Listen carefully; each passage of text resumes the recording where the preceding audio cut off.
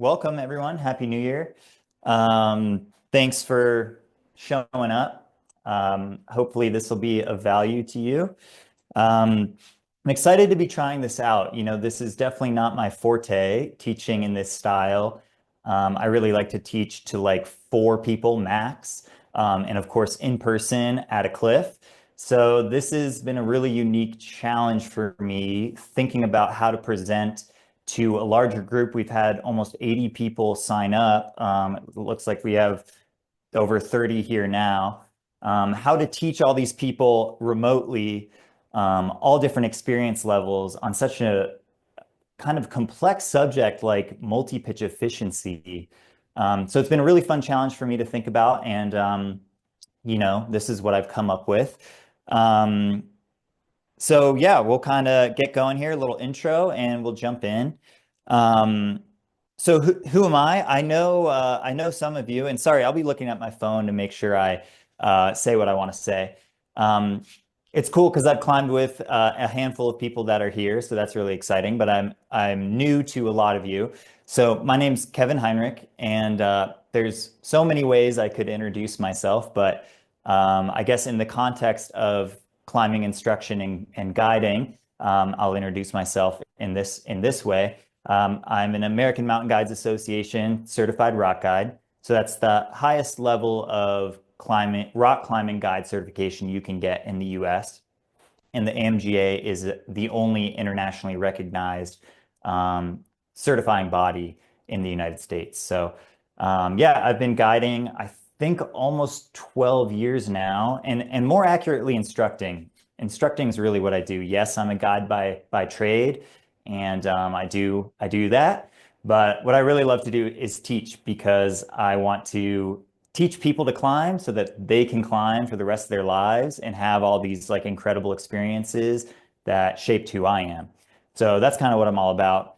Um, and I'd like to share a little bit more about my climbing experience. I think who you learn these skills from is really important, right? And often when we're getting stuff presented to us online or even in person, we have no clue who's sharing that information, Just because I'm a guide doesn't mean you should listen to me, especially for these, life-threatening skills, I guess you could say. So if you'll indulge me, I'd like to explain a little bit of my climbing experience so that you can decide whether, I might have something to share with you, and so that you can see where what I'm saying comes from. Is it rooted in, thousands and thousands of pitches of experience, or did I just kind of like, come crawling out of the Mountain Project forums, and, share some sound bites with you. Um, so yeah, I've been climbing for I think 14 years now. That includes kind of mountaineering, ice climbing, started with a lot of that sort of stuff, transitioned more into technical rock climbing. I've been fortunate to establish kind of significant climbing routes somewhat around the world. I haven't been to Asia yet, waiting to go there. But yeah, I put up a big wall first descent in Canada, the size of El Capitan. I put up 1,500-foot route in northern Patagonia in Cochimo, the Yosemite of South America. They hate when you call it that. And yeah, routes around the US. And yeah, I've climbed El Cap, a bunch of times, not a ton, like depends on how you count, 6, 7, 8 times. I'm one of a handful of people that has free rope soloed El Capitan. So I free rope soloed the free rider, which if you don't know what that means, that's fine. Nobody knows what that means. But spent 7 days alone on the side of El Cap, free climbing it and belaying myself. Um, and yeah, I've also dove pretty deep into ice and mixed climbing, mountaineering, um, but and ski, ski mountaineering, ski descents, ski instructing, stuff like that. But really, it's about rock climbing for me, and that's what I do now, and that's what I teach. Um, so that's where I'm coming from. I think I probably have something to share with this group, and I hope you think so too. I'm one of the owners of Vertical Pursuits. We're a climbing mentorship service, really, based out of Sacramento and the Lake Tahoe area. Yes, we're a guide service, but really what we do is what I've already talked about. We help climbers become independent climbers. We don't want you to have to hire a guide every time you want to go climbing. We want to put ourselves out of business. We want to teach you the skills so that you can go have these epic adventures with your friends. And I'm sure while we're up to 40 people, I'm sure there's some folks in here that have learned from us and have taken those skills and run with it. So yeah, if you're in the California area, we also go to Nevada, Utah, Mexico, stuff like that. Um, so yeah, moving along here. We're going to be talking about multi-pitch efficiency for the next hour and a half, just under hour and a half or so. When I made this event on Eventbrite, I was like, oh yeah, there'll be like 4 people and we'll just hang out and chat. But we've got, 45 folks and counting. So I think it's a little too many people to have kind of hot mics and have people be asking questions. It's just really limited amount of time. That's something I've been struggling with as I've been prepping this. I'm like, man, this is a complex topic. I'm used to teaching these topics over 8 hours with 4 people in person. So I have an hour and a half. So with that said, feel free to ask questions, especially like clarifying questions in the chat box. And I have like an assistant, my lovely girlfriend's helping me out. And she'll help relay that to me if there's like a quick clarification. And then we'll see how long I end up talking for. But regardless, I would like to take some questions. So if I hit that, 8:30 p.m. cutoff time, I'll stick around and answer some questions for a bit afterwards for folks who want to stick around and can answer some more specific questions. I got a lot of really awesome questions in the order forms. But again, it's yeah, there's over 70, almost 80 people who signed up. So I'd have like a minute and 15 seconds per question. Um, yeah, as I've said, I think this is a really difficult subject to teach. It's not, we're getting into more intermediate considerations, advanced considerations, which is really cool, which is what I really love to teach. At Vertical Pursuits, we teach big wall climbing, we teach whipping on gear, we teach lead rope soloing, we teach, and of course all the intro stuff too. But I really love these more complex things where it's not just like, oh, here's how you clip a quick draw, and there's a way to do it. And here's how you build a 2-point anchor, and there's a way to do it. It's kind of this gray area stuff. And yeah, there's just a lot of ways to go about it. I think that's something that's so cool about progressing with these climbing skills, is that there is just a lot of ways to get it done, and you can experiment and find what works. And ultimately, you'll want to have a really robust toolbox for all of these skills. So yeah, it's a difficult subject. There's not really like a silver bullet solution. It's not like, oh, I know why you're slow. You need to do this, right? And it's also the solution, I think, is not also just kind of drowning in tips and tricks, like Instagram tech tips and stuff. Like we all see that, and they're not unvaluable, but the solution to this isn't a tip and a trick. And that's something I thought about a bunch as I was, preparing what to present to you guys.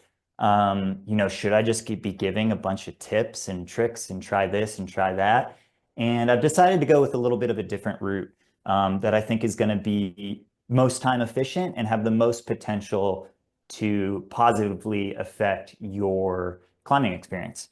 So with that said, I'm going to focus more on kind of some general principles, maybe a slightly different way that you can look at things when you go multi-pitch climbing. My aim is to kind of, if I give you something broad that increases, that kind of raises the tide of everything a little bit, I think that's better than me giving you like one little tip that improves one little portion of your multi-pitch climbing day. You may disagree at the end of this. It'll be interesting. This is an experiment for me, so I would love to hear your feedback. So I'll give some general principles. I will try and get a little bit into detail about a couple of things. What that's going to be is rope management, and then we're going to dive into transitions a bit as well. I've got a lot of like kind of hot takes on these sorts of things. So hopefully I say something really controversial and then, everyone will be slandering me on the internet and it'll be good for business somehow. We'll see. I'm not going to talk a ton about repelling. I really wanted to because I think generally, and I'm doing it to myself, but generally we focus on going up and not so much going down, but that's such an important part of this as well. Again, the reality is I have precious few minutes to present to you guys tonight. So maybe we'll do a part two to this, or maybe not a part two, but I would like to have this be a series if people are enjoying this. And maybe the next one we can do a little bit more focus on repelling. So I will mention repelling. I know it came up in some of the order forms. People were interested in talking about repelling. If I end up with some extra minutes, I'll talk about that. I also have some hot takes on that. And if people want to stick around after, I can dig into repelling a bit. It's just I have to boil this conversation down a little bit. Cool. So I was just scrolling through all the responses we got. We have quite a varied level of experience here with us tonight. A handful of people no multi-pitch climbing experience. That's great that you're going to get exposed to this. You're probably going to be pretty lost, but that's cool. I'm glad you're here. I'm glad you're psyched. We do have some intro to multi-pitch courses listed. Whatever, I'm not going to talk about that sort of stuff, but I'm gonna assume that you have multi-pitch climbing experience for the purpose of this and generally know what I'm talking about. And again, feel free to ask clarifying questions. Terminology is crazy with climbing. I might be using a term you're unfamiliar with. So feel free to put that in the chat box. And I'll try to check in kind of through each section that I've got here, and we'll see if there's anything I need to touch on. Cool. So let's keep diving in here. Some general principles to help us out with multi-pitch climbing. I think, kind of number one, and something I'll be kind of coming back to quite a bit, is this saying that you may have heard: slow is smooth, smooth is fast. Right? Slow is smooth, smooth is fast. We don't need to be moving fast to climb efficiently or to climb quickly. I think that's what a lot of people are thinking. It's like, oh, how can I pull the rope super fast? How can I stack the rope super fast? Or how can I rappel super fast? That's not quite, that's not what we need to be doing.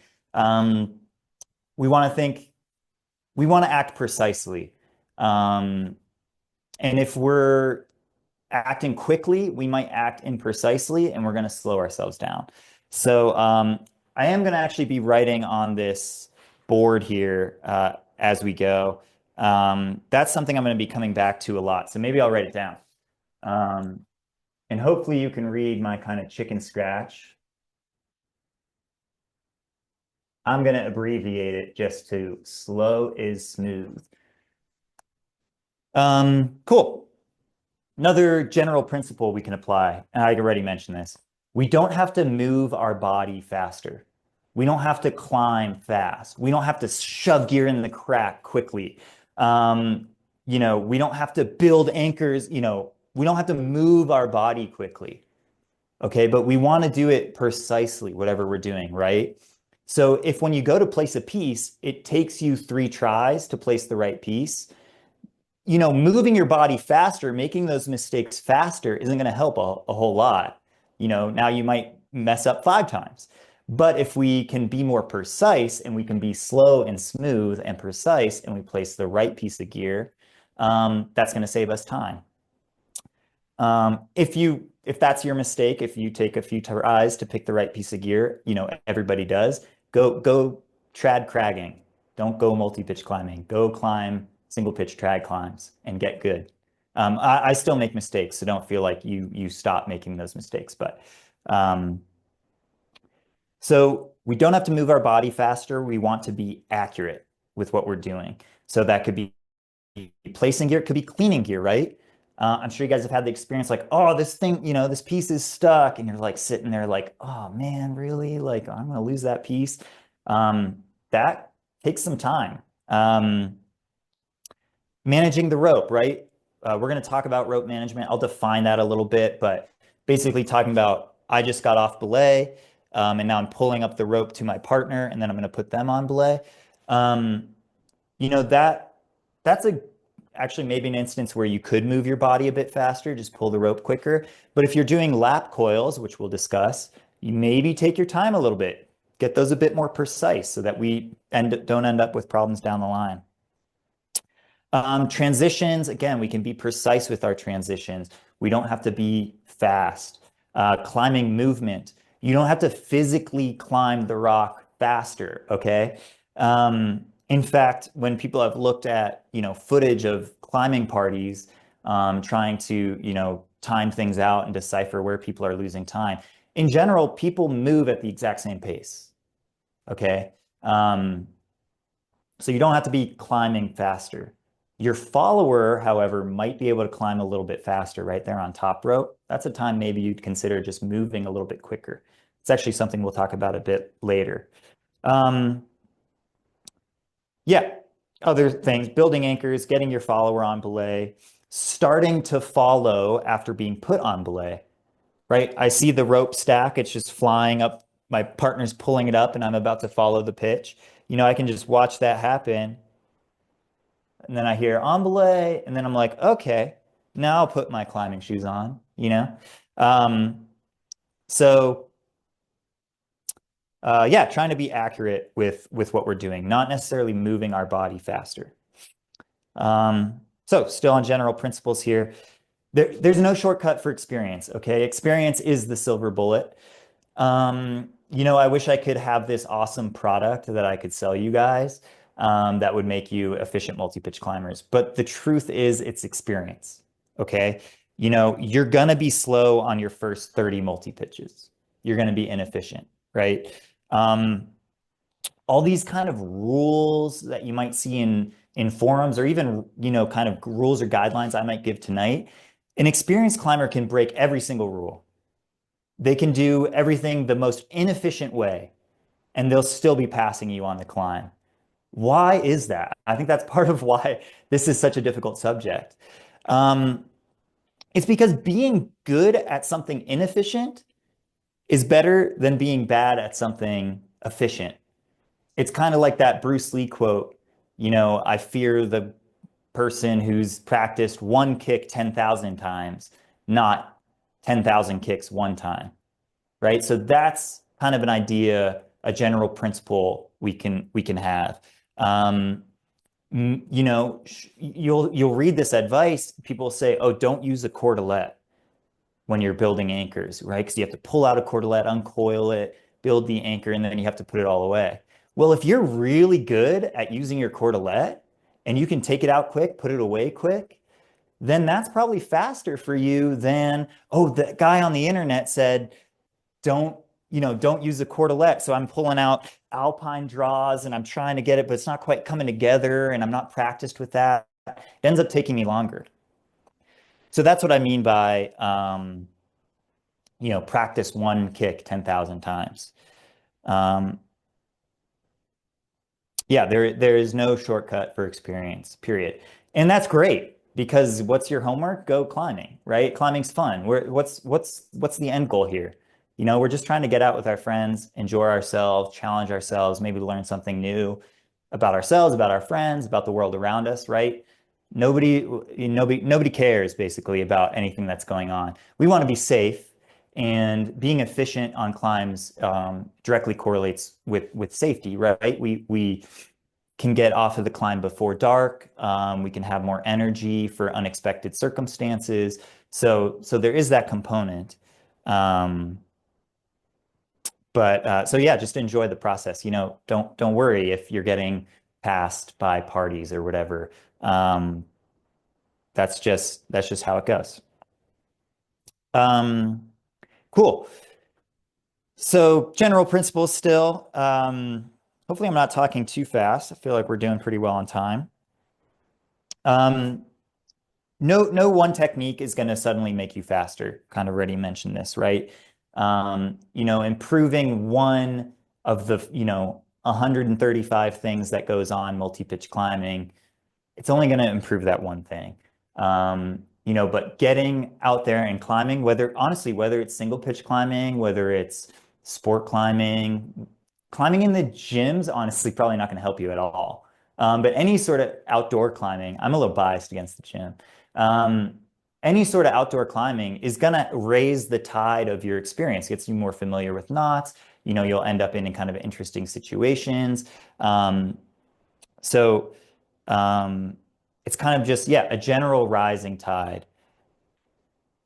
Um, Great. Efficient climbing doesn't need to be risky. I'm not really talking about taking more risk. Speed climbing tactics, that's when we're starting to take more risk so that we can brag to our friends for some reason. Um, but efficient climbing, and it could be quite a bit safer actually, right? If it's taking us really long to accomplish kind of, transition at the top of the climb from going up to now rappelling down the route, that's actually hazardous because we're exposing ourselves then to nightfall, fatigue, poor decision making, stuff like that. So I think often people, well, in doing research of like, oh, what's common advice people are giving for people to be more efficient, first of all, it was like they'd say do A, and then the next guy would say, no, don't do A, do B, and then the next person would say, don't do A or B. But one thing I saw was people would say, like, oh, just run it out more. Um, and I don't think that's necessary, right? Um, Certainly, if you have a higher upper limit of your physical climbing ability, that's probably going to make you feel more comfortable on a lot of terrain, which is probably going to make you, more efficient. But we don't have to be running it out more or taking more risk to be efficient. You might need to do that to set speed records, right? But that's not what we're talking about here. Um, I've I'm not super speed climber. I've come close to some speed records. Um, and I often think I'll try not to take too long on this aside, but there's kind of this culture welling up in climbing where it's about speed and what was your time? How fast did you do that? How fast did you do this? And I don't know that I kind of hate to see that because it's almost like we're competing to see who can spend the least time in nature, who can do the activity they love the least, you know? And so I just want to balance that a little bit, right? We can be efficient so that we can spend a lot of time enjoying where we are, right? We can hurry through all the processes. Well, maybe not hurry, we'll be, smooth and precise in order to be able to enjoy ourselves at the summit or at the belay. We get everything done that needs to be done so we can enjoy ourselves. Not trying to go fast to, you know, to, to, um, to be somebody. Um, okay, a general principle. This one's big. Route finding. Okay. Getting off route has the greatest potential to ruin your day and ruin your life. There's been kind of an increase, I think, in accidents that all seem to come back to route finding, right? They're getting off route, and then these accidents are happening.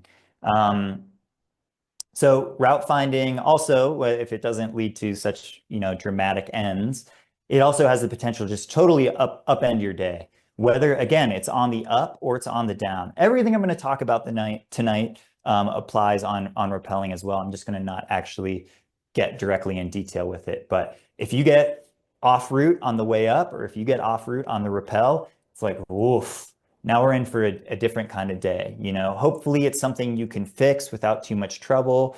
We can traverse over or whatever, but route finding is huge. It's a bit of prevention goes a long way.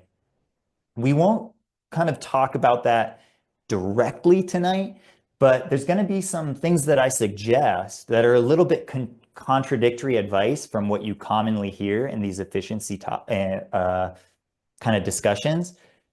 And one of the big benefits of my contrarian view is that it's going to help with route finding. It's going to help you keep on route, which is going to help you be way more efficient and way safer.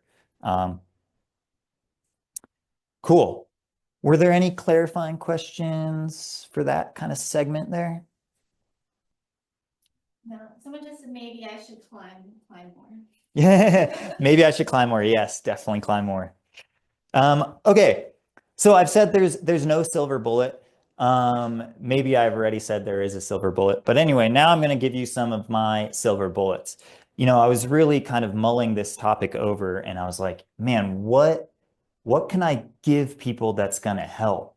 You know, and at first I was thinking, yeah, these little tips and tricks and, you know, and then I was just trying to think a little bit more broadly that's going to help people in different experience levels. And I think the silver bullet, I've got kind of a few listed here. Always have a zoomed out view, right? That 3,000-foot view of what's going on and what's coming next. Okay, I'm going to write that down.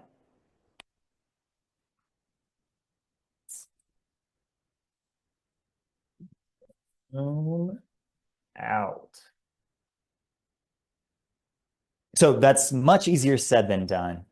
This comes with experience, being able to zoom out. Why is that? Well, when you go, you know, when you climb up, you finish your pitch, and now it's time to build the anchor. When you're new to all that, let's say you have built less than 100 gear anchors, right? And there you are building your anchor. Your brain's pretty occupied, right? With just the task of building that anchor, first getting the pieces. Okay, how do I connect these? You don't have a lot of extra room to think about, you know, oh, where does the next pitch go? Oh, maybe I should build my anchor a little bit higher so I have a nice ledge, or literally build the master point higher so it's more comfortable to belay. Or hey, is that storm cloud moving this way? Maybe that's moving in a little faster than we thought. Or, oh, is that the rappel line right over there? I see some shiny bolts. All those sorts of things, you know, having a zoomed out view is really hard to do when your brain's maxed out with kind of the more you know, basic aspects of a multi-pitch day. So again, experience.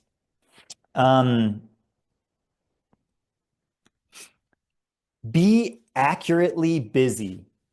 So zooming out, knowing what's going on and knowing what's coming next, and then being busy towards that goal of what's coming next.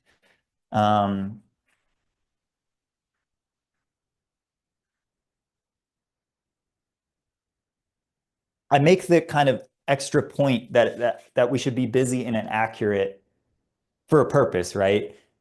Again, we're not just going fast to go fast. We're kind of being smooth and precise in what we're doing. So what are some things you can be busy with? Well, you can take care of yourself.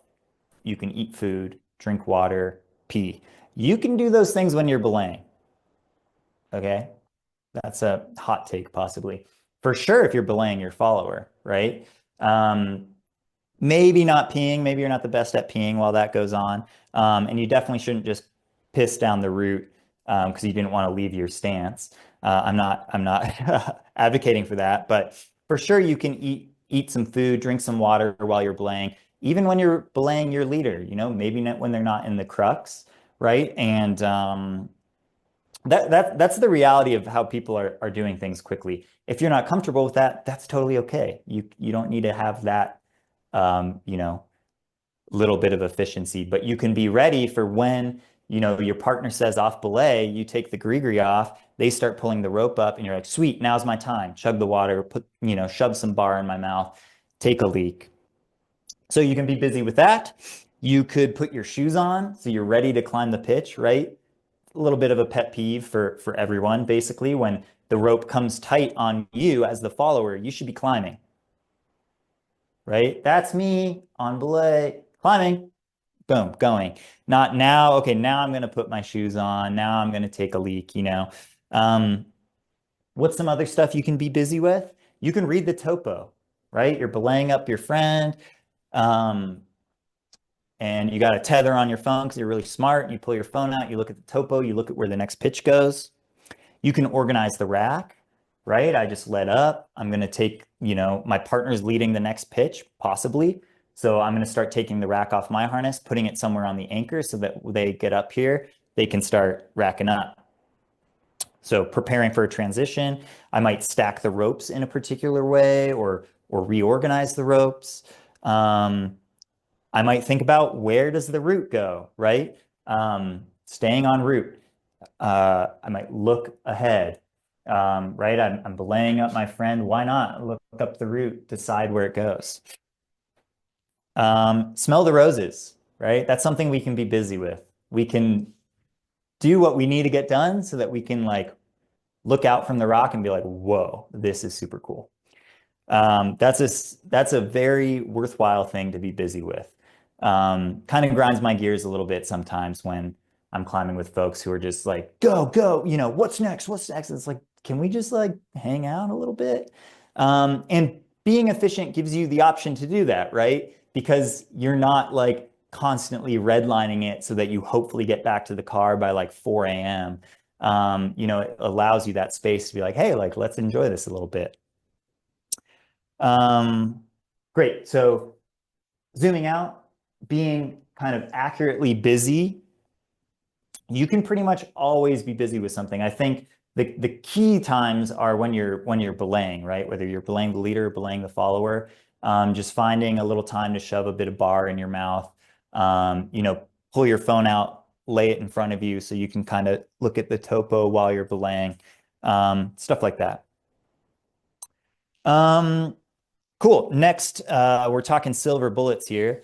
Next silver bullet is, I don't even know what silver bullet means. Hopefully that means something. Magic bullet, maybe. Cool. So the next silver bullet is set yourself up for success. Okay. Which I'm going to abbreviate to take small bites. This is very unsexy advice. My advice is like climb smaller routes, right? And then kind of just slowly build up. There's nothing wrong with that, right? Like we enjoy climbing. So that's great. If you pick a smaller route and it goes really quick, sweet, climb another or go cragging with the rest of your day. So set yourself up for success, take small bites and build yourself up over time. Some complicating factors that you want to take on carefully would be climbing with a new partner. Okay, that's a complicating factor. Should I do the biggest multi-pitch I've ever done with a new partner? Maybe not, right? Some other complicating factors. If that climb is deep in the mountains, like way in the backcountry, right? Alpine, that's a complicating factor. Oh, I've done a 6-pitch 5-7 before. No problem. Well, I'm doing it deep in the mountains. I'm not saying you can't do that. I'm just saying be aware of how many complicating factors you're adding on. I'm doing it deep in the mountains with a new partner. It's like, yee, is that setting yourself up for success? If the climb's much bigger than you've done before, that's a complicating factor. If there's a complex descent, that's a complicating factor, okay?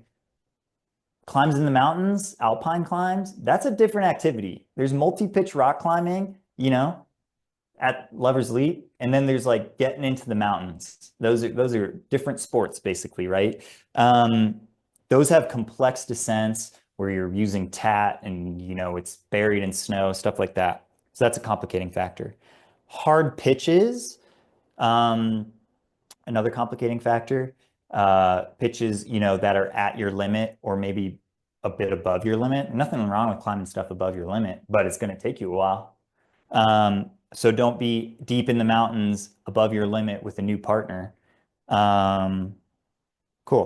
Poor weather, complicating factor. You're rushing for the weather. I could go on and on with these. The last one I'll mention here is a party of 3. I got a one, I think maybe question in the order forms about asking about a party of three. My general recommendation would be don't. If you're trying to be efficient. Basically, that's what guide training is. Guide training is learning how to climb in a party of three really well. It's hard. It's very hard. I'm not saying don't climb in a party of three. Party of threes are super fun, right? But don't, that's a massively complicating factor. How it usually goes is, hey, me and this partner I'm familiar with are going to go do our like next big multi-pitch together. That's going to be that nice, perfect, small bite forward for us. And then it's like, oh, can Jimmy come? No, Jimmy can't come, right? Or Jimmy can come, but now we're going to go do something else, okay? And we're going to get tangled in ropes, and it's going to be a lot of fun, and we're going to have a good time. So that's kind of a hot. I might mention a couple other party of three considerations. That's certainly like a whole 8-hour day, just class, in-person class on its own. That would be super fun to teach, actually. I don't know how many people would sign up for that, but cool. So take small bites and increase that complexity kind of gradually. Don't take on more than you can chew. Okay, that's kind of silver bullets. I saw a question pop up there. Is that something I should talk about? It's reflection. Okay.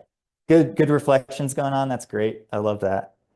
Oh yeah, I was supposed to ask you guys a question when you came in, so you guys would all get involved. That's what I was told to do, but I forgot. So yeah, please share your reflections. Okay, cool. So wow, 37 minutes so far I've been talking. That's good. We've gotten through kind of our stage setting a little bit. We're going to circle back to these kind of general principles and these silver bullets quite a bit. This is kind of what matters most, but yeah, how do we do these things? I'm gonna dive into a few more things in detail. So I kind of thought about this and I was like, okay, well, I only have so much time. What should I talk about? And I thought of three major time sucks. One, we've talked about it quite a bit already, so I don't know. I'll just write them here. I like using a whiteboard. It's probably because they make you go through 18 years of school and then you get used to it. Number one major time suck is getting off route. Okay. I'm sure everyone in here has gotten off route. I've got this one time of getting off route ringing in my head right now, but I'm not going to take the time to tell you the story. But it happens to me too, especially when I start getting cocky and thinking I'm hot shit. That's when I get off route and I get so humbled by the mountains, which is awesome. Second major time suck is going to be rope management. Rope menage. Cool. You guys can still read that. That's good. And then the third major time suck that I'm going to talk about tonight, is transitions.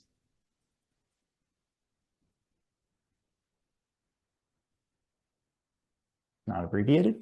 Cool. So route finding and getting off route, I'm not going to talk about that directly. That would basically be just me like whipping you for picking too complex of a climb and not reading the topo.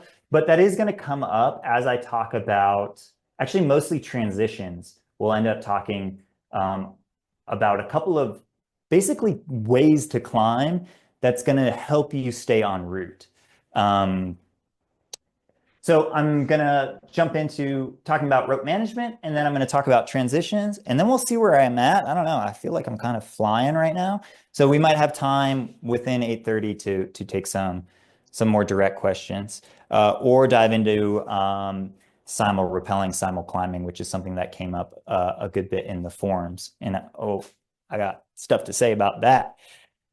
So cool. Rope management. Okay, I'm going to get tied in here. I should probably be teaching this clinic for an hour and a half about how to tie in because, man, people tie in with the nastiest knots. And then you find out they've been climbing with 15 years and it's like, you've never learned how to tie a dress knot. But anyway, I'll save you all that. I'm a very, I'm a stickler about a couple of things, but I won't bore you with my knot tying lecture, but that's a good looking knot. Um, so, yeah, I could talk about that for an hour and a half. I could talk about carabiner shapes for an hour and a half. I have to be careful not to pull my wall down on me here. Great, rope management. So I've set up a little anchor here. This is a pretty, standard sort of, I hope that clacking isn't too annoying for you all.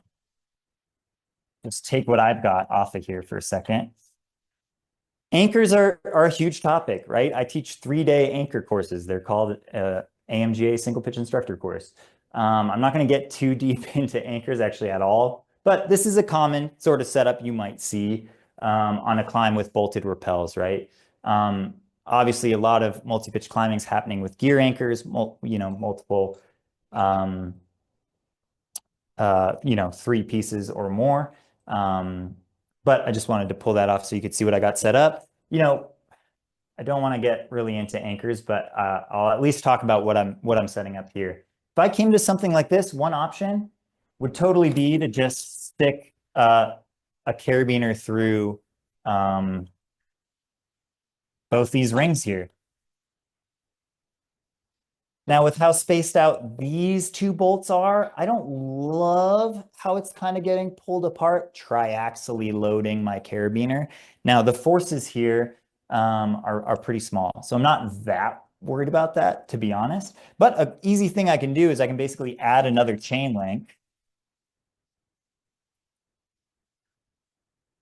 And then that is going to help bring these to one point a little more nicely.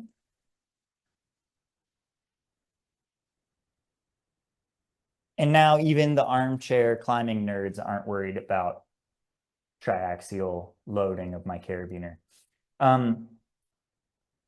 One of the most efficient ways to build an anchor on a 2-bolt anchor is to have a pre-built quad on you. But if I just come across a 2-bolt anchor on otherwise a trad multi-pitch or whatever, I might do something like this. Anyway, I just wanted to show this. I'm not saying, often it's monkey see, monkey do when I teach stuff, and then people are like, oh, that's what you do all the time. No, I just thought this would be a neat thing to show. Maybe you've seen it before, maybe not. You don't have to go do this all the time. One downside of something like a quad, even if I do have it, I might consider this, is if I put a quad anchor on here, my master point's going to end up down here, at least probably, or a bit lower. Whereas I can keep this a bit higher, and a high master point's really nice. Having a high workstation, right? When I belay, I can stand upright and I can pull a lot of slack through. If I'm leaning over and I'm taking in little bits of rope at a time, it kind of sucks. So anyway, this is just one little creative play on anchors.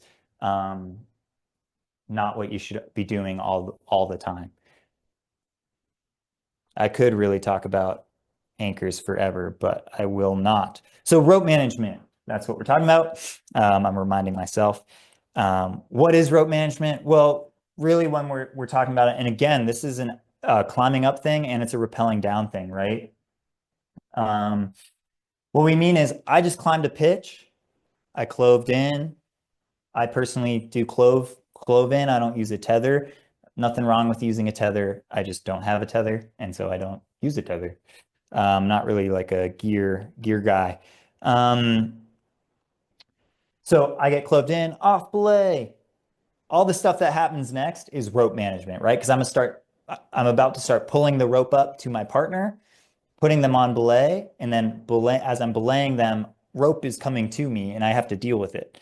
So that's what we mean by rope management. And we'll talk about a couple ways to do that. Nothing particularly earth-shattering, I must admit. Poor rope management, a lot of people mentioned this in the order form or like, in my questions to you guys. And I get it. It's a pain point for sure. Some broad overarching ways you can help yourself out with rope management. Don't climb in a party of three. Um, and only use a rope that's the length you need. There's this trend where people are like, why would I buy a 60-meter rope when I can buy an 80-meter rope, right? Or a 70-meter rope. I get it. You don't want to have a big quiver of ropes, and I often recommend people, a 70 is going to get you a long way. But it is really nice to only be climbing with the amount of rope you need. I think almost everybody here is a California climber. We had some folks from other places, which is super cool. Someone in Mexico, some Canadian, guy from Florida. That's rad.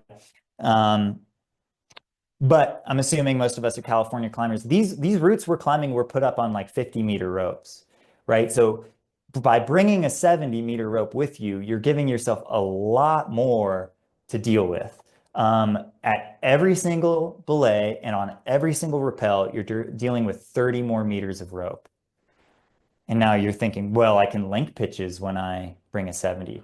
We'll talk about linking pitches down here. But it's really nice. This isn't something I really took on until I started my guide training with the AMGA, and they were really strict. They were like, if you bring a 70-meter rope, we will cut it down to a 60. And so I would always climb on 70s, and then I started climbing on 60s, and I was like, oh my gosh, this is so much nicer. There's, significantly less rope to deal with. So that's kind of a top-down view, kind of big picture ways you can help with rope management. Have less rope. Cool. So poor rope management, I'm sure you guys have all felt this, but it slows your transitions down. You give bad belays. There's a lot of hold on, oh, hold on. A lot of the climber, the leader having to stop, getting short roped. There's a lot of restacking of the rope, reorganizing of the rope when there didn't need to be. So yeah, it's a bit of a time stuck, and it can sting you multiple times. It stings you while you're doing it, and then it stings you when that person's leading the next pitch, and you're kind of, you know, not letting them flow. So, hopefully everyone understands what we're talking about when I say rope management. So again, just the context. I climbed up, I led the pitch, I got to the top, I cloved in, off belay. Everything that's about to happen next is rope management. Okay, so first tip. I'm kind of running out of space here. I'll sneak in over here. Use the ledge.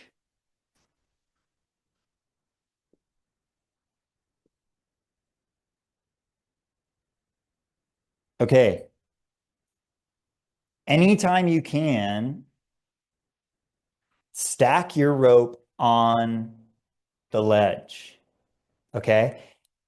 You would be shocked at the ledge that you can stack a rope on. You personally, your physical body might not be standing on a ledge, but there might be a little shelf that you can put your rope on. You'd be like seriously, like something like this size, you could put a rope on that. Okay. So use the ledge. I can maybe put ledge in quotation marks. It might be a little bush sticking out. Use the bush. Whatever you can. Do not lap coil. Do not put the rope coils over you. I'll teach you. I'll talk about that next. Do that. You have to do that sometimes. But use the ledge. If you don't have a ledge, if you're totally hanging in space, why are you hanging in space? Okay, maybe you're on a sport route, or that stance is literally just a hanging stance. That kind of sucks. But more often than not, especially on moderate trad climbs, which is mostly what we're multi-pitch climbing on, there's ledges, right? So why aren't you at the ledge? Did you stop the pitch short? Did you try to link pitches like a boss, and then you got a bunch of rope drag and then you had to stop because you ran out of gear? Why aren't you on a ledge? Try to get to a ledge, okay? Maybe stop your pitch a little bit sooner so that you can be on a nice ledge. It's really fun actually. I love climbing, just long swaths of stone where, the anchor, you build the blaze wherever you want, right? The guidebook's just a suggestion of where to stop. You can decide where to stop, and it's really fun if you have the like mental space, the zoom out. And this is kind of, guide level considerations, but you're like, oh, it's sunny. I'm actually not going to belay there. I'm going to belay here in this right facing corner. That's going to put shade on me and my climbing partner, and we're going to stay comfortable. We'll climb in the sun. That kind of sucks, but then we'll tuck in the shade for the belays and we'll end up having a really comfortable day. So you get to decide where the belay goes, unless you're on a sport route. But find a ledge, use a ledge, experiment with how small of a thing you can put your rope on. You can always also use your feet. Like you maybe only have like a tiny little ledge, but you could use your feet to kind of extend that ledge. I don't love using my feet because I don't like them to be stuck where they are, because I like to be able to move my feet, and then the rope falls. I'm like, ah, dang it. Felt like I had another interesting point on that. Okay, yeah. If your rope is brand new, that thing is slippery as hell. It's going to be really hard to use a little ledge. Honestly, it's going to be really hard to lap coil it. I get new ropes quite often, and it's kind of a bummer when they're brand spanking new. They belay through really smooth. That's nice, but those are slippery devils. So just something to know. Cool. Use the ledge. Let's see, even a tiny ledge. Why aren't you on a ledge? Okay. I'm going to tilt the camera down here so that guys can excitingly watch me stack a rope on the ground in my garage, because that sounds really valuable with our time. But I am going to show something kind of interesting, maybe, hopefully. Okay. Okay, so I've kind of already got my rope stacked, actually. Maybe I'll just leave it like this. Actually, my end's on top. Okay, I'll restack it. So there's all these kinds of tricks you see on Instagram. People will like clip a part of the anchor with the draw and then clip the rope through that, and then they'll pull down. That works great on Instagram, and it works great when you have absolutely zero rope drag. I don't know. I got myself in trouble. I commented on this and I should not have commented. I got so many messages from inexperienced people telling me how stupid I am. And I got so many messages from my professional guide colleagues being like, thanks for saying something. That annoys me too. So anyway, I like to pull the rope up.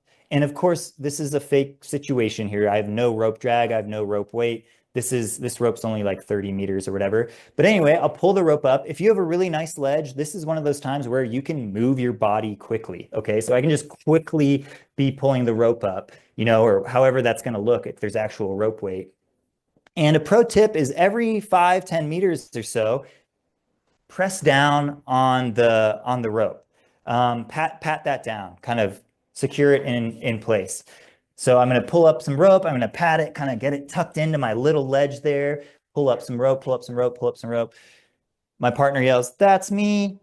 Okay, I'm going to put them on belay, and I'm going to keep stacking the rope. Okay, this isn't rocket science, right? Sorry, my head's not in frame anymore. This is not rocket science. Stacking the rope. So this is my partner, this figure 8 knot here. And great, if we're swinging leads, they are ready to go right out of the top of that stack, right? Okay, but if we're not swinging leads, if I'm leading next, which often I am when I'm guiding, because I'm guiding, although I share leads with folks guiding as well. It's really fun. Why wouldn't I?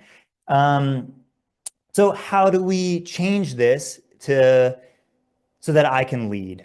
Right? I had the nice ledge. I stacked it on the ledge. My partner gets up. Actually, I'm not feeling so hot. Why don't you lead? Or even if it's anticipated that I'm going to lead. There's a little trick called the pancake flip. So give myself a little more room to reach here. Pancake flip. Again, not rocket science. I'm kind of breezing through this. But conceptually, right? This is my tie-in. It's going up to my clove hitch, and then it's coming down to the bottom of this stack. And my partner's strand is on top. So we need to change that. So I'm going to take this bundle that I've not super precisely, but I've kind of patted it in. And this isn't a precision operation, but a little bit of care, slow and smooth goes a long way with this. I'm just going to kind of like work my hand to the bottom of this stack, hand on top. I might think a little bit of which way to rotate this. I'm going to rotate it towards me. I'm just going to do a pancake flip. This is 30 meters of rope, okay? So I'm making things look really good. This is kind of my practice rope, but the concept still works. So now my end of the rope, clove hitch down, is now on top of this, and it's going to feed out really, really nicely. Okay, so pancake flip. Not a super, super precise operation. If my partner has a similar experience level as me, or is like, you know, can handle some adversity, the pancake flip's great. Yeah, there might be a little twist in there or something, whatever, no big deal. If I'm climbing with somebody who's, you know, brand new to this, has no clue what's going on, really, I don't really want them to have to deal with anything. Or if I'm in a party of three, I'm not going to do the pancake flip. Party of three means I have two ropes. They all came in at different speeds. This is a mess. So what I'm going to do, and what you should consider if you think you pancake flipped and it was kind of a mess, remember, set yourself up for success. Just take a second and restack the rope. So I'm going to unpancake flip this. Okay, so my partner is on top of the stack now. I think I can bring you guys up now. There's not too much else to see down there. Can we see okay? Oh, it's pretty good. So again, I'm using the ledge. I'm just stacking on the ledge. I'm patting it down. If I'm going to lead next, so that would be called block leading, not swinging leads. I'm going to either pancake flip, or if I'm not so sure that's going to work out very well, now is when I'll use a quick draw to redirect the rope and I'll restack it. Why will I use a quick draw now? Well, because now there is absolutely no rope weight. There's no rope drag. It's not a big deal to do this 180-degree bend in the rope. That's going to lose me 50% efficiency on my pull. That's a subtle difference there, but cool. So now I can restack the rope. We can clip it through there. I clip my partner's end, right? Their end's on top, and I don't want their end on top. So I'm going to put it on the bottom. And this is very quick when there's no friction, rope drag, rope weight, right? And again, you know, some people might be like, oh my gosh, he's talking about multi-pitch efficiency and he's telling us to restack the rope. That's horribly inefficient, you know? He's adding this step. And again, if you can do this stuff smoothly and accurately, and you know it's coming, my partner gets up there, oh, I'm leading the next pitch. Oh, the ropes are kind of a mess. I'm just going to reflake them real quick. Boom. And then I'm just zipping it through like this. Sweet, the rope's restacked. Cool. You can put me on belay right here. Sorry, I hope that clanging's not too loud. I won't do any more clanging. You know, if I can execute these things precisely and quickly and they're accurate, right? I don't have to then be like, oh, actually, I did that wrong. I needed to do it the other way. Now we have to redo it again. Then you can take these extra steps, right? Like I said in the beginning, and an inexperienced climber, you could radio control me and try and mess me up and tell me all these extra steps to do, and I'm probably still going to be quicker up the climb because I've done these things 1,000 times. So yeah, it's being smooth, right? And being busy, but being accurately busy for what's coming next. And what's coming next? Well, we know what's coming next because we're staying zoomed out. We're aware of where we're at, what's happening now, and we're keeping what's coming next in focus. Okay, it's almost 8 o'clock. Okay, good. I'm glad I checked that. So great. Pancake flip, restack. Got it, Kevin. Move on. All right. Lap coils. Okay, lap coils is a way to manage the rope over your tether, over your connection. Again, use the ledge. I see so many people lap coiling when there's a ledge right there. So use the ledge. Okay. Lap coils. This takes a little bit of foresight. Am I leading next or is my partner leading next? A lot of people are swinging leads, and that's fine. And we'll look at that first. So I'm going to try not to pull my wall down here, but I'm going to take my coils. I'm pinning myself kind of against my wall so that you can see. So this isn't going to look very good, but you can do this pretty smoothly. And I'm starting to coil or fold the rope over my tether. This could be your PAS, no worries. Doesn't have to be your clove. Okay, and I'm making coils down on each side. And every coil I make is getting slightly smaller. So I'm starting big and I'm getting small. Let me draw that a little bit for you. So this scenario is, again, I'm at a hanging stance. Okay, so I have no ledge. And I'm swinging leads. My partner's going to lead the next pitch. So I'm going to go from big coils to small coils. And the reason is since my partner's leading the next pitch, their coils are going to be really small. And that way they don't get caught under these bigger coils that are down below. And so this will feed out really nice and it won't catch under the other coil. So that's what I'm going for here. A couple tips with this. Start big. Start big. Because if you don't go very big, you're going to run yourself out of space and you're going to end up with a ton of coils right here. So start big. How big? At least down to your feet, at least. If it's really windy, maybe you don't go much further than below your feet. If there's a lot of bushes or knobs in Tuolumne or something for things to get stuck on, maybe don't go much below your feet. If it's right on the climbing route and your partner's going to be coming up right there, okay, maybe don't drape rope down over like 10 meters of the pitch. But if that's not the case, then go big with these coils, go 15 feet below your feet. And that way you'll have like only, 7 of these to deal with and not like a huge cumbersome thing. So I think I need to pick up my pace a little bit. So I need to be efficient in my efficiency class. Okay, so I'm going to keep doing this. Each loop, make them like, this is not drawn to scale, obviously, but make them literally that much smaller. Make them 2 fingers smaller. If you make them a lot smaller, you eat up all that space, and then you're like, you have to do 20 more meters of rope, and you've already gotten them really close. So take a little time. It doesn't have to be super precise.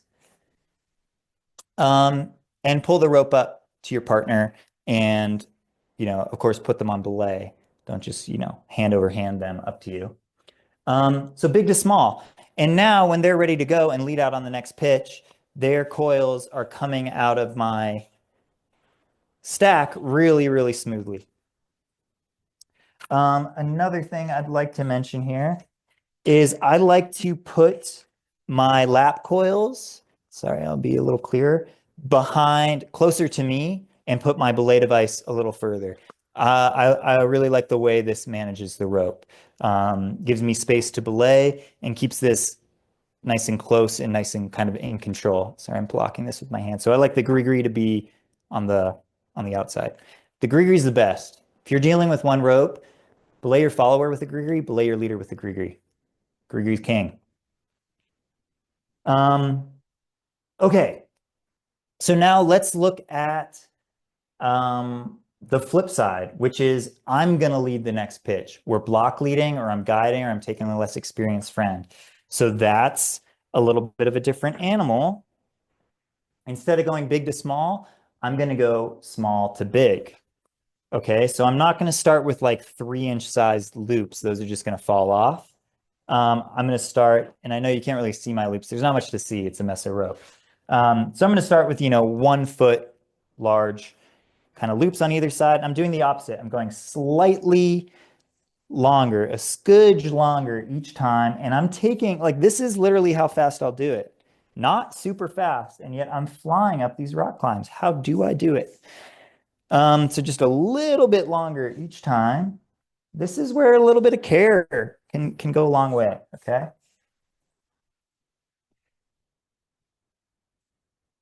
And now you see why I'm using a 30-meter rope, because you don't want to sit here and watch me do this. You get the picture already. And I'm omitting the part where I put the person on belay, right? And then I'm belaying them, and then this is taking a little bit longer. The hassle when you have to do the flip. Ah, the flip. Here comes the flip. That's exactly what I was about to talk about. Sorry, you probably couldn't hear the question come in. Well, you can see it because you're on a computer. The longer coils, they're not, yes, they're definitely a little more to deal with, but here's how I like to do my flip. People are like, what's the flip? What are they talking about? Okay, let's get my partner cloved in here. Where are they going to clove in? If they go on me, we just said I'm leading the next pitch, so I'd have to take this apart. That's not so smart. So let's put them in here. Let's clove them in. If it's taking you a while to tie your clove hitches, maybe you should have practiced that at home on the toilet before you got on half tone. Okay, so my partner gets cloved in, and then I'm going to do my flip. Actually, Brenda, could you hold a little tension on this? Not much because the wall will fall. So again, I'll dial back a little bit. I feel like I'm talking fast. I'm leading the next pitch, okay? When they were leading the next pitch, we went big to small. I'm leading the next pitch, so we went small to big. So the biggest coils are on top right now, and the smallest coils are on the bottom and close to me.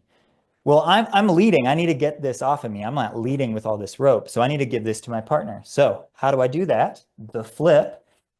I'm very deliberate with this. I grab tight on the middle of the rope, on the middle of my coils. If I hold this tight, I can do whatever I want with it. But I've locked this in with a tight grip around the rope. Okay? And then I'm going to take this and I'm going to do the flip. And I'm going to throw this over onto my partner's tether, whatever that is. Can you hold it a little higher? Oh, there goes the wall. Throw it over their stack. And now that's changed. Now those small loops are on top of this, and watch this. I can lead out that next pitch, and these are going to feed out no problem, right? No tangles because smaller under smaller. So if you do those really big loops, is the flip more of a problem? Not really. If you hold it tight, you throw it over, you keep holding it tight. As soon as you let go, it's anyone's game, right? But hold tight. And with those super long loops you made, keep helping those like get into the right spot. And then you can kind of let go. But yeah, egregiously long loops when you're going to have to flip it, probably not the best. And you don't have to go super long. Really, yeah, 15 feet below your feet's maybe a bit dramatic. You should be able to do this precisely enough that you can do it with the rope 5, 7 feet below your feet, and you won't run into that. But yeah, good question. So yeah, hold that really tight. I do the same thing when I coil a rope, right? I found the middle. I just coiled this. Hold that tight while I finish it off, or else it's going to end up being really sloppy. Saw some more stuff fly in there. Should I talk about that? The leader switches, it is big to small. When the leader switches, so swapping leads, yes, big to small. I lead, then my partner leads, big to small. And just think, you can, take your time and think about it rationally, right? Big is my end of the rope, has these big coils that are trapped underneath these smaller coils, so that when my partner, who's on the small side, leads out, these don't catch on each other, right? The small coils are underneath. How could I do that? The small coils are on top, and so they feed out without getting caught. So big to small when where'd my pen go? You see pen? Oh gosh, I need more. Ugh. That's how you adjust a clove, by the way. 2 legs, grab between the legs of the clove, pull it, adjust it. Cool. So big to small is if we're swinging or swapping leads, and then small to big if we are, if I'm guiding, for example, or if we're block leading, which we're going to talk about when we get into transitions. But if you have smaller hands, being able to grip all of the rope tightly. Yeah, use both hands. Use both hands. It's totally a thing. We don't talk about that a lot. in climbing skills. People are like, how do you pay out rope so well with the gree-gree? Well, if my fingers are longer, my hand is bigger, it's easier for me to create an opening for the rope to loosely pass through. Same goes when you coil a rope, right? It's like, how do you tie that off? I keep trying to teach people how to tie stuff off and they keep dropping the rope. But yeah, you should be able to just grab that with both your hands, both your hands, and then just flip it over. And of course, your partner is standing right there. They can help you out. Good question. You'll learn, you'll learn your subtle ways that really help you out, kind of hitting the broad strokes here. Okay, 20 minutes of my prescribed time left. And like I said, I'm going to stick around a bit and take questions until my brain starts misfiring, basically, which shouldn't be long now. But let's review. So we just spoke about rope management. If we have a ledge, we're going to use a ledge. If we don't have a ledge, why the hell don't we have a ledge? Why didn't you stop where there was a ledge, right? But okay, you're at a hanging stance. That's when you're going to do, sorry, if you have the ledge, you're going to use it. You're going to pat the rope down. If you need to, you can pancake flip or do a quick, accurate, speedy restack. If you don't have a ledge, you're going to do these lap coils over your tether. You're going to think zoomed out, who's leading next? You're going to go big to small or small to big, and you're going to do the flip. Great. Of course, more to be said about all of this stuff. So moving on, I'm going to give myself a little more room on my whiteboard here. It does erase. That's good. Just erase this. I got my email address up here. Everyone should have gotten an email from me today. Please don't be a stranger. Hit me up if you have questions. I would love to field them. I tell everybody that and nobody takes me up on it. So as soon as I'm inundated with emails, I'll stop saying it, but I really honestly mean it. Please ask me questions. Oh, almost lost my pen again. Okay, so moving on to transitions. Transitions are a big time suck. I might take this out of here, just clean things up a little bit. If we're done with this.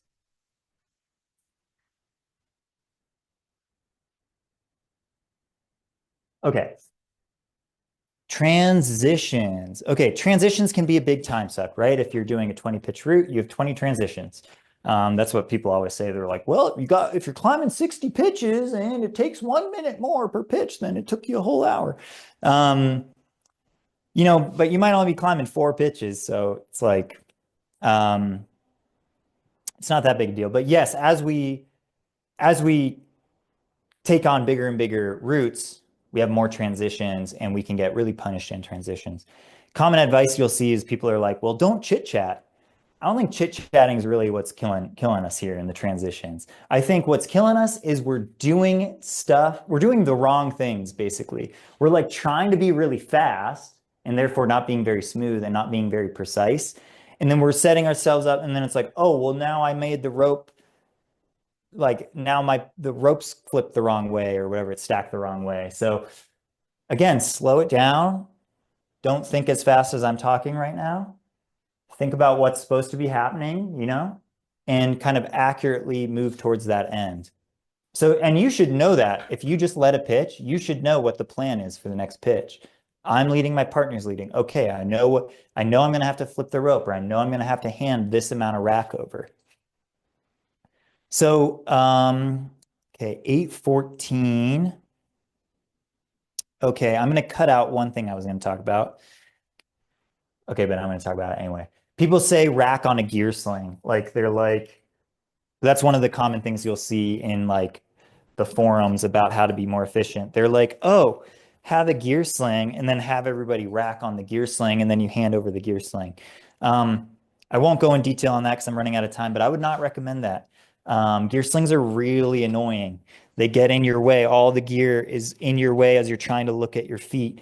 You still have to take the gear off of the rope, put it on the gear sling, and then your partner still has to take it off of the gear sling and put it onto their harness. So what I like to do, just in brief, is when I get up to the belay, if my partner is leading the next pitch, If my partner is leading the next pitch, I will let them take, if they're standing to my left, I'll let them take all this gear because they can reach it. Meanwhile, I'll take the gear from this side of my harness and put it somewhere on the anchor. So they can be taking this, and then I'm moving that, and then they'll take that. It's the same amount of contacts as passing over the gear sling. And a gear sling's really annoying. I think it's really stylish. I honestly do, but it's super not the way. Last thing I'll say about racking, because you'll see this advice and I disagree. You don't rack perfectly as you're following the pitch. There's a big gray area. You want to be somewhere in that gray area. You don't want it to be such a mess you're tripping over slings, but don't like precisely do everything and rack it nicely on your harness because you might not be leading the next pitch. So why did you do all that organizing? You're just going to hand it off. And why be in the middle of a pitch like trying to deal with an alpine draw, right? Just go, just go. Once you're at the anchor and you're hanging there, you got both hands, you're chatting with your buddy, you're fixing all the gear, you're passing it off, and it's getting organized nicely. Okay, good. I only did 2 minutes on that. All right. Okay, we're getting in some hot takes now. This is my contrarian advice. You've heard me mention this a few times, but I'm a big proponent of block leading, okay? Not swinging leads. So let's clarify what we're talking about here. Swinging leads is what a lot of people do, and it does reduce transition time. So here's climber number one. Maybe that should be climber number two. That's going to be climber number two. So climber number one led the pitch. Yikes. Led the pitch, right? They bring climber number two up to them, and then climber number two leads the next pitch. That's swinging leads. We're all familiar, right? Or swapping leads. We've already talked about this in our rope management. So this is a common suggestion for how to speed up, because by swapping leads, look at some of the pros here. We don't have to flip the rope, restack the rope, do the toss over, because the followers end when they get here is on top of the pile. Their rope end is on top of the stack, right? Hopefully everyone's following that. Okay, so no ropes, no restack. Okay, the other benefit of a lead swapping is, in theory, player two down here has already cleaned most of the gear. Okay, so then at the top, there's going to be less gear that player one has to give to them to then start their lead. So less re-rack. Okay, so these are the big pros of swapping leads. Let's talk about block leading. You may or may not be familiar with this term, but it's a bee's knees, and we'll talk about why. So block leading is basically what I do when I'm guiding, right? I lead everything or almost everything. Block leading is where player one is actually going to lead for 4 pitches, and then player two is going to lead for 4 pitches. I would actually recommend doing it time-based instead. So I'll lead for 3 hours, then you'll lead for 3 hours. Definitely do it time-based, okay? Because your leading for 3 hours is going to be, you're leading 4 pitches is going to take an hour, and then your partner leading 4 pitches is going to be like 7 hours, and you're going to be like, oh man, we should have done the blocks by time. Do the blocks by time. But that's what block leading is. So the same person leads over and over. And then, of course, when you switch blocks, that's effectively swapping leads at that point. But let's talk about some of the benefits here, and it's huge. It's huge. So number one big benefit here is route finding. You're like, what? How does that have anything to do with route finding? So I just led the pitch. I'm sitting here at the anchor. I'm leading the next pitch. So I'm sitting here at the anchor for 15, 20 minutes while my partner follows. What do you think I'm doing up here? I'm looking at where the next pitch goes. Oh, is it that corner system or is it that? Oh, this corner system looks a little bit cleaner. Oh, I see the piton. Yeah, at the piton, they say you go out to the right. So I've been studying the rock. I know where to go.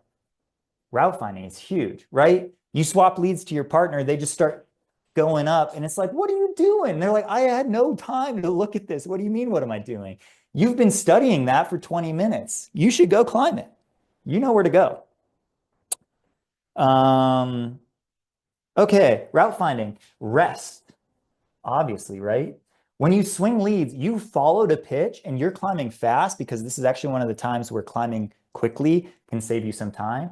So you're blitzing, you're pumped, you're panting, you get to the anchor, your partner does all these cool tricks on how to transition quickly, and suddenly 35 seconds later, you're leading and you're just panting for breath, right? So you're rested. If you're block leading, I'm chilling here. I'm totally rested. And then it's my turn to go. Along a similar vein is the mentality.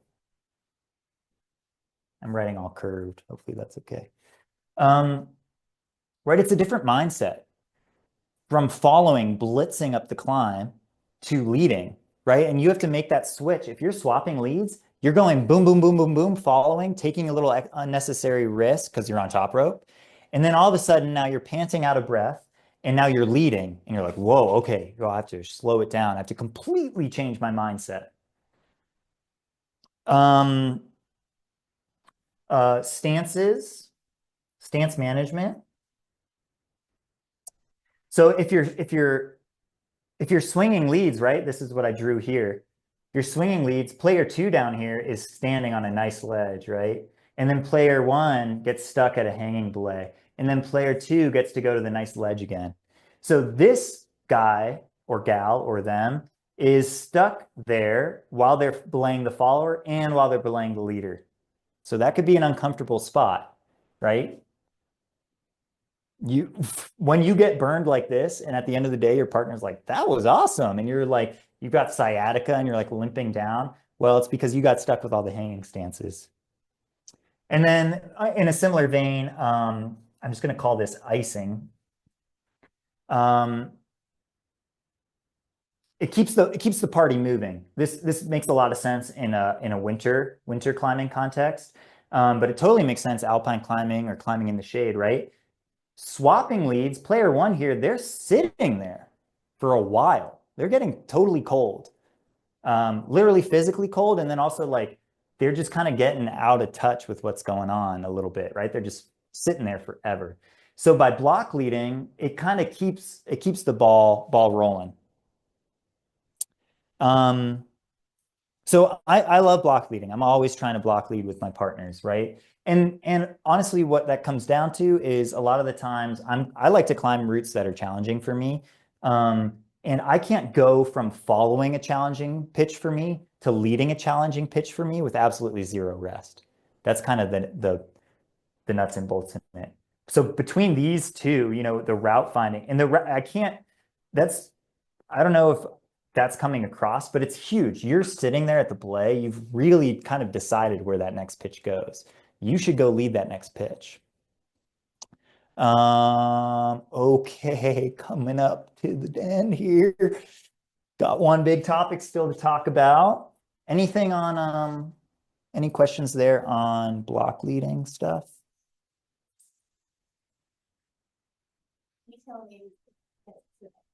Okay, detailed question. We'll save that for the end, maybe.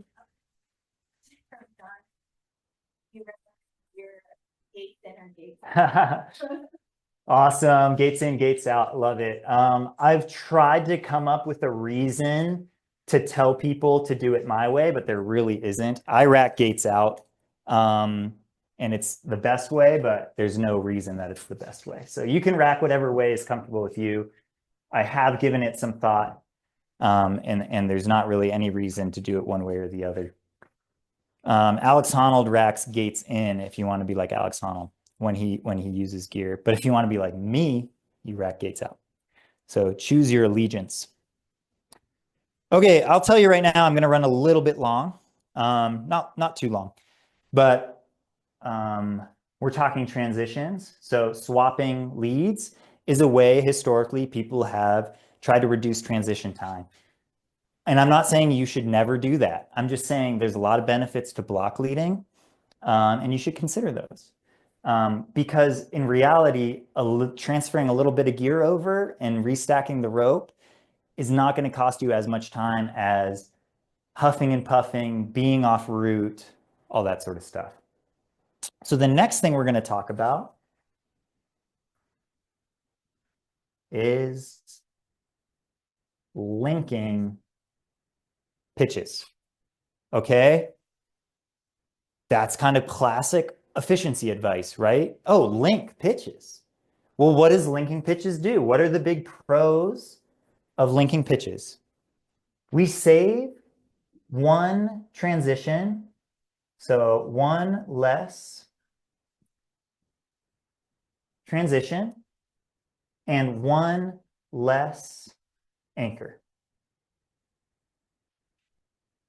Okay, sorry, let me zoom out a second for people who maybe aren't as clear. So pitch linking, right? Here's where the ground or the start of the pitch, here's where you're supposed to build a belay, and instead you go to there. So that's one pitch, and instead you go the whole way, you linked two pitches into one.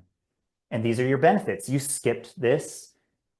You skipped having to build that anchor, and you skipped having to do that transition. Sick, epic. So you should be flying up the wall. There's no way I'm catching you if I'm doing one pitch at a time. I don't have time to tell the story, but Brendan and I ended up passing a party that was using all the tricks, linking pitches, simul-climbing everything, and we were just swapping leads. Me being pretty quick at the time, her being not so quick at the time, and we just broke down every single pitch and we played on through. So let's look at some downsides of pitch linking. Okay, linked pitches, that's common advice, right? How to go faster. This is my hot take. So some downsides.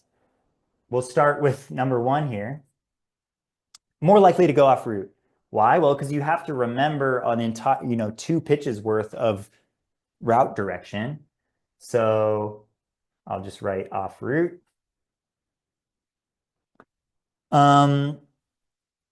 You're going to run out of gear. You're going to have to conserve your gear. Okay, so less gear. Well, less gear means more risk. More risk means you're climbing slower. You're moving more methodically, right?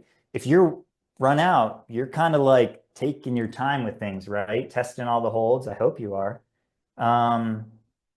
So climbing slow, which is good. You should climb slow if you're more run out, right? You get up to that anchor, you link 2 pitches together, but all that's left on your harness is a pistachio and like a tri-cam. So now you have a more complex anchor building challenge. Maybe not. Maybe you get lucky. Maybe it's bolts. So complex anchor. So that's going to take you longer to build that anchor because you don't have anything left. You're searching around. Oh, I wish I had 2 hand-sized pieces. Okay, kind of a callback to something I mentioned before, which is icing. Right? If you link pitches, that person's sitting there for a while. This is maybe a small concern, but in some weather conditions, this is major. And it's a big issue. More rope drag.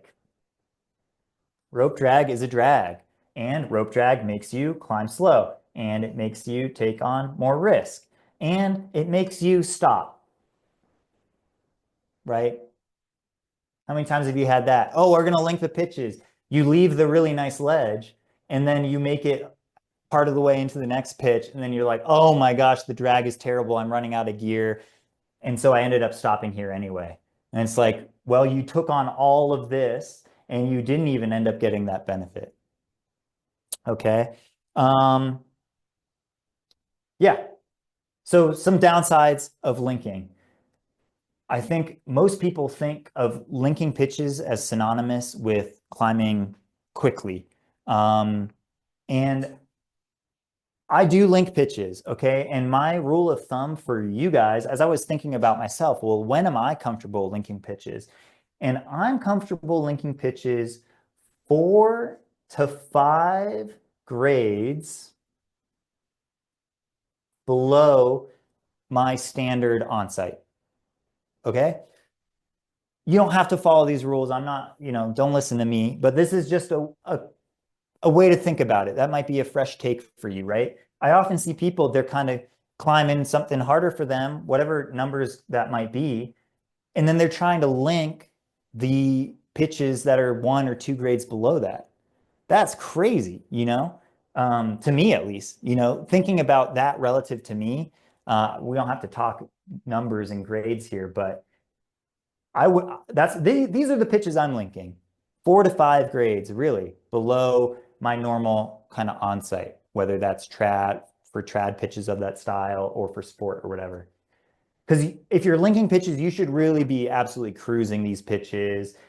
You're not placing as much gear because you're very comfortable. It's no big deal. So that's when I would recommend linking, not when the pitches are still kind of challenging for you. Stop where you're supposed to stop. Place all the gear. Have an easy time building an anchor. Get your partner moving quickly. Break down the route into the smaller pieces so that you can stay en route. Deal with less rope drag, take less risk, and it's not inefficient. It's plenty efficient. Cool. Is there a question there? No, but it's that time should be. Yes. Great. So Brenda's going to throw some links to some upcoming events with Vertical Pursuits, the courses that I'm teaching. I think I gave her my Venmo as well. Absolutely no need to give me any sort of money. But if you got something out of this and you'd like to help me pay for Zoom, I had to buy Zoom Pro for this. So if you want to help me out, that's great. Absolutely no need at all. It was my pleasure to do this. So I'll wrap up. Like I said, I'm going to stick around a bit if people want to ask some questions. But if people need to sign off, they have other commitments, we'll say goodbye to them here. Keep in mind, there's no shortcut for experience. Slow is smooth, smooth is fast. Zoom out. Set yourself up for success by taking small bites and stay en route. Okay. Cool. Thanks so much. That absolutely flew by. I really, really hope you got something out of this. It was a pleasure for me to think about this. I love teaching. And so this was a new challenge for me. And I'm curious to get some feedback. Again, my name's Kevin. I'm one of the owners of Vertical Pursuits. I've got a self-rescue course coming up at the Auburn Quarry the 18th and 19th of January. 2-day, super rigorous self-rescue course, plus an online component like this. There's only 4 spots. I like to keep those groups small. Would love to see you there. I'll be guiding and teaching in El Potrero Chico in northern Mexico. Flights are super cheap from SF right now. Round trip, $280. If you want to do this with me for real on some big climbs, let's swap leads. Let's share leads, I should say, up some of these climbs, up and down these climbs, and let's really lock in these skills. I'd love to see you down there. And yeah, hit me up if you'd like to do some private coaching sessions like this. But yeah, that's all. Thank you. If you got somewhere to be, have a family that loves you, feel free to sign off. If you'd like to stick around for a little more Q&A and stuff, please do. But yeah, it's been my pleasure, and hope to see you out on the rocks somewhere. Cool. There's a couple questions you want. Yeah, sweet. So my lovely assistant here will give me some of these questions, and I'll just riff on them a little bit. One from Lawrence says another pro linking pitches less effort for rope management since there's less to pull up. Sure. Yeah. If you link, if you link the pitches, you have to pull up less. Pulling up rope, I think is pretty easy. Versus dealing with rope drag, more risk, less gear, complex anchor, all this other stuff. But it's a factor for sure. So yeah, that could have totally gone into the plus category. What are your thoughts on simul? Okay, great. Simul wrapping. I'm happy to chat about this. Simul wrapping's awesome. I simul wrap quite a bit. I don't simul wrap with people I'm unfamiliar with. Because it's really, I believe people will say it's not any faster. I haven't done the test. People have like tested it. I don't know how you would really. There's so many real world factors. In my opinion, it's faster, but it's not worlds faster than doing something like a pre-rigged rappel, which, this is a day-long course. Um, but um, the reason it's not a ton faster is you have to pull the rope up and tie a knot in the end when you're simul wrapping, right? If you don't, you both die. Okay. I've climbed with one person who doesn't do that. That was Brad Gobright. He's dead. How did he die? He wrapped off the end of his rope simul wrapping. Okay. So you have to pull up the rope and tie a knot if you're simul wrapping, right? So you're standing on an anchor, you're pulling the previous anchor, the rope falls, whoa, it goes 35 meters down. You're like, I don't really want to pull that up. Well, if you're simul wrapping, you have to pull that up. If you're doing a pre-rigged rappel, and again, I don't really have time to get into it, and I don't want to be kind of handing people a loaded gun by being like, oh, this guide said you don't have to tie knots in the end. But there's a way to do a pre-rigged rappel where you've basically blocked off the rope ends, and you can rappel without having pulled up that end and tied a knot. Sorry, I know that's kind of vague. But educate yourself about doing stacked. It's called stacked or pre-rigged rappel, super common guide technique. Both of you are setting up at the same time, which saves time. And then you both get to inspect each other, which is incredible. Why wouldn't we be doing that? Those are two benefits of simul wrapping, right? We're both setting up at the same time and we inspect each other. But then you still rappel one at a time, which with experienced climbers, like how long is it taking you to rappel? It's not taking you that long. And if you're simul wrapping and you're trying to be really careful and slow, then maybe it would have been faster just to do these pre-rigged or stacked rappels.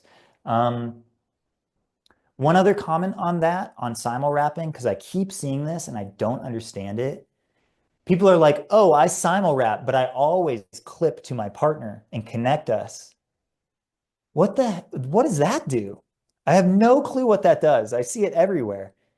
Think about it. If one of you still goes off the end of the rope, you still both die. What clipping can do is it keeps you closer together, but I don't know what that does. I don't know. I just mentioned that because don't think if you clip yourself together that you're making yourself safer to simul wrap, right? Use your brain, think about these things. Now, there is a complex technique with a beaner block and clipping together, and I'm not going to get into that. But yeah, I think simul wrapping gets a little bit of a bad rap, pun not intended. There's not some like boogeyman that's going to kill you simul wrapping, right? People are like, no, don't stand up. We're simul wrapping, right? You get to the ground, they're like, no, you can stand up. That's okay. Now your partner's just going to go down a little bit, It's wrapping off the end of the rope that you have to be worried about. So you have to tie those knots. There's a bunch of benefits to simul wrapping too. Like, actually, I got an email question from a good friend before this. I don't know if she's still with us, but saying she wasn't sure where the middle mark of the rope was. It was dark or whatever the case was. And so they just kind of guessed. They tied knots in the end, of course, and then they just kind of guessed and then they simul wrapped. Well, that's great because when you're simul wrapping, let's say one end's too short, you can just move, right? You can use the other person's weight and pull and shift. I feel like I'm touching on these subjects just enough to confuse people and maybe not enough to actually help. So I'll stop there on that topic. Hopefully there was something in there, something useful. This one got a couple likes. Rex on how to get better at route finding. Yeah, awesome. How to get better at route finding. I think about this often, and I think, taking small bites, right? That's a big one, because then you'll have more mental space to think about. Get these back in frame. You'll be more zoomed out, have more mental space to think about these things. What I'm seeing a lot of is people are climbing in the gym, and that's awesome. And they're getting really good at climbing. And then they're going outside and they're like, well, this is 5, 6. and I'm climbing 512 in the gym, so that's no problem, right? Well, this isn't the gym, right? So, um, experience basically, but also don't discount like going scrambling or going or hiking even or like mountaineering, all that sort of stuff. Those are the mountain skills, right? And people used to start with that. I actually started with that. I started with mountaineering, right? And then you move to the more technical rock, and those skills kind of come with you.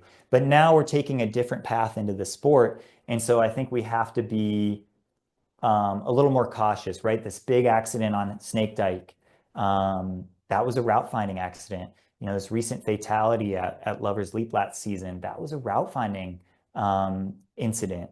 Um, so yeah, it's great to think about how you can improve. Um, and pick a smaller route and take your time on it, right? And I still get off route a bit, but there's really, it's funny. It's a hard thing to say what to do. It really becomes kind of intuitive feel. That just looks a little dirty, and this looks a little cleaner. Or if I was doing the first ascent of this, which way would I go? Would I go that way or would I go this way? Um, and then right by maybe block leading, you're able to look up the route, look at your phone while you're belaying your follower, and that's going to help you stay off route.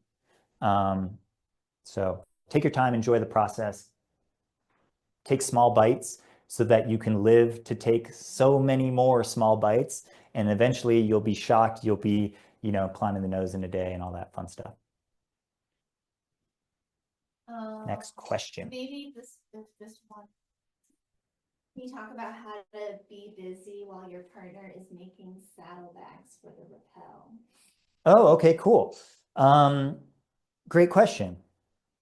Saddlebags, saddlebags are funny. People hate saddlebags, right? And you probably do. Sometimes I do for sure, because you spend all this time making it and then you start rappelling and then it instantly goes to crap and you wonder why you even did it in the first place. But more specifically to your question, what can you do while your partner's making saddlebags? Well, you should be making saddlebags, right? They should be making a saddlebag with one half of the rope, right? One half coming out of the anchor, and you'll make the saddlebag out the other half, right? And then you can hand it to them, or if you're simul wrapping, you'll carry one, they'll carry one. And a quick comment on that, on saddlebags, take your time, make them nice. Make a nice saddlebag. Unless you're using double ropes, which you absolutely might be, you only have 30 meters to deal with, so it's not going to be a massive thing. So be pretty precise when you make it. Think about how the rope's going to roll off of that saddlebag, large to small, or you might do small to big. It depends on where you're starting. If you're starting at the middle, that's got to be small to big, right? Yeah, and I like to use an alpine draw actually, and I'll just basket hitch my saddlebag, on my side, and I'll be very deliberate about how the rope's feeding out of it. Take a little time with it, small to big. A lot of people don't do that. They'll do it on their lap coils, but they won't do it on their saddlebags. You have to meter the loop size, whether that's small to big or big to small. And just take a little time with it, because if you don't, it goes to shit and then you have to throw it down the cliff anyway. Another tip on saddlebags, you don't have to saddlebag every single foot, right? This last 30 feet, so 15 feet going down, then 15 feet coming back up. I don't need to saddlebag that. I can see that. That's not going anywhere. It's right there. So don't bother saddlebagging, stacking those you don't need to stack the coils right to below your belay device. No, you can, whatever's appropriate for the conditions, you can have that float down 20 feet, 30 feet, whatever, and just deal with the last bit of the rope. And saddlebags are great. Higher wind situations, if there's people below you 100%, right? Or if you're unsure if there's people below you. Cool. Looks like there's some chatter going on. Ooh, You decide it's worthwhile. okay. Okay. So sorry, you guys can't hear, I don't think. What is the etiquette when passing a slower party, and what are my thoughts on that, basically? This is tough. This is tough. Everyone has a right to be there, right? What I try and do is uh, try not to, I don't know. This is really tough. People are really touchy about being passed. Um, and because I don't know, we're all very egotistical, and people will be having a great day, and then you kind of speed up to them and you're like, hey, can I pass? And it ruins their day. They thought they were the best climber on the mountain, and even though they know that there's AMGA out there, once you show up, it kind of ruins their time. So try it, be really sensitive about it. Don't, and maybe you don't need to pass. Why are you trying to pass? Are you trying to pass because you're like racing the clock? Or do you want to pass because this is a really long route and you're going to run out of daylight or whatever? Um, that's a good time to pass, right? But maybe you're towards the top of the route, maybe whatever. Let's just hang out. We're almost done, whatever. They're going to make our time slow or something. But, is it worth kind of imposing yourself on this other party? These are some of the things I think about. If you're going to pass somebody, it should be damn clear that you're faster than them. Okay? Because you don't want to get ahead of them. And then now you have to do the route finding because you're the first party. And now suddenly that's slowing you down a little bit. And now they're chomping on your heels. And so it should be clear that you're like significantly faster. One of the ways I make that clear, I get to the base of the route, there's a party on the route. There's a party on pitch one. I will stay patiently waiting on the ground until at least their leader is leading the second pitch. Maybe even their follower is following the second pitch. Okay, first of all, the ground is a way more comfortable place to wait than at a belay. And nothing pisses me off more when somebody comes right up under me at a hanging stance from the ground. It's like, dude, you could have just waited at the ground a bit, you know?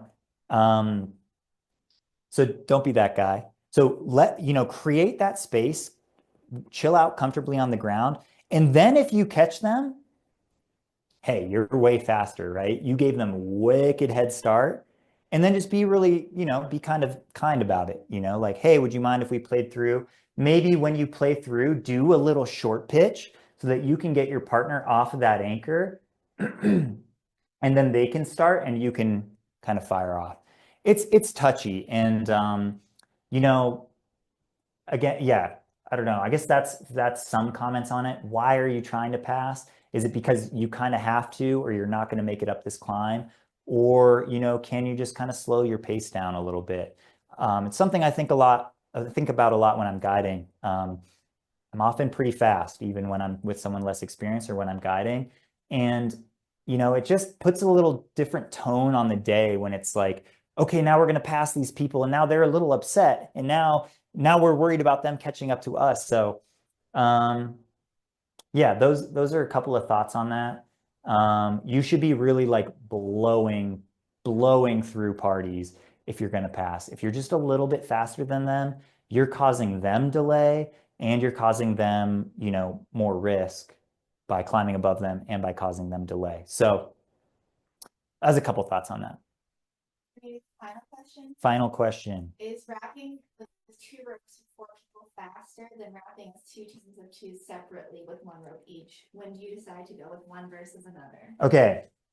Is wrapping with two ropes and four people faster, or should it be two separate parties of two?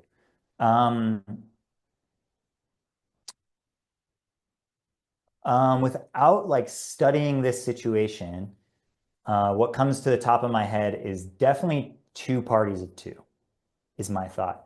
You still have to do all the same rope pulling. I guess there'd be there's more rope rigging going on, but just practically, like, I don't want to be smashed in a hanging stance with four people trying to manage the ropes. Um, so that's my initial thought there. Actually, and often, people that try and link up ropes with you and like, hey, you guys want to rappel together as like one giant party? For me having, doing this for a living, I'm like, absolutely not. I do not want to do that, because it just becomes a mess in my experience. Um, and maybe if we thought it through, again, my brain's getting to kind of fried status. What's that? Well, tying two ropes together. So is the question two ropes together and Wrapping with two ropes with four people. or Then one wrapping, rope? yeah. Oh, okay. Um, okay, sorry, I misunderstood. Um, is wrapping with two ropes and four people faster than wrapping two different parties, each with one rope?